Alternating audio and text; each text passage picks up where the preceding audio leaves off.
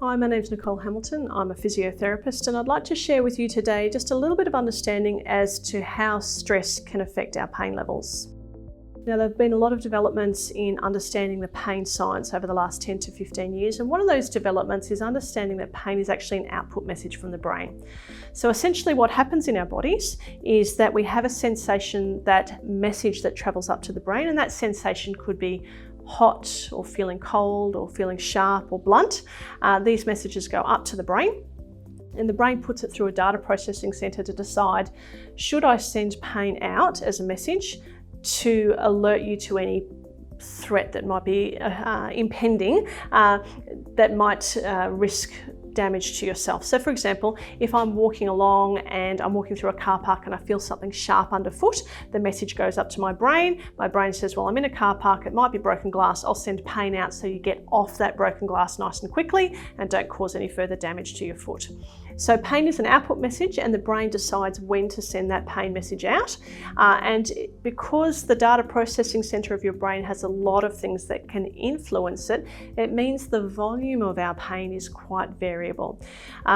What I mean by that is that if you've ever stubbed your little toe, and the agony that can cause, and then 3 minutes later you're actually fine with no damage at all.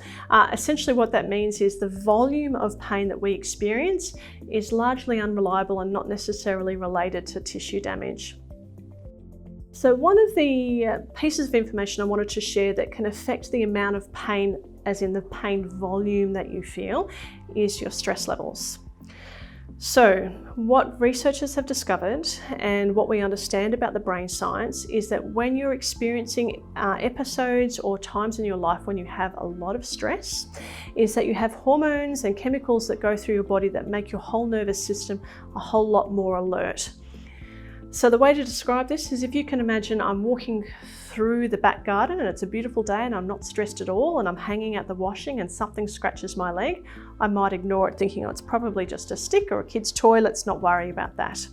However, if I'm escaping a sniper and running through the jungle or crawling through the jungle or hiding and something scratches my leg, the message goes up to the brain, something has scratched my leg, and because my nervous system is on high alert and I'm highly stressed, I'm much more likely to pay attention to that message and send a pain message out that's not necessarily related to any kind of damage.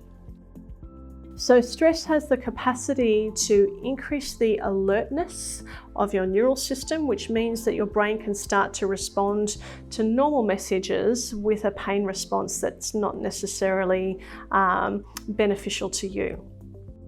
So stress does have a direct input on how you experience your pain. It's not the cause of your pain necessarily, it can just create a different experience of pain. And if you'd like to know more about how to minimize your stress and how to use mindfulness meditation techniques in order to reduce your experience of pain, I've got a wonderful online course called Mindfulness Meditation for Pain Relief. And in this course, we go through step by step, just a structured program of how to meditate, and it doesn't include bells or chanting or incense. It's just a very structured neuroscience-backed program in order to try and help calm your neural system down and turn the neural dial from 10 out of 10 back down to a normal range. So if you'd like to learn more about how you can use mindfulness meditation in order to resolve or help reduce your pain message output, I really look forward to sharing that information with you.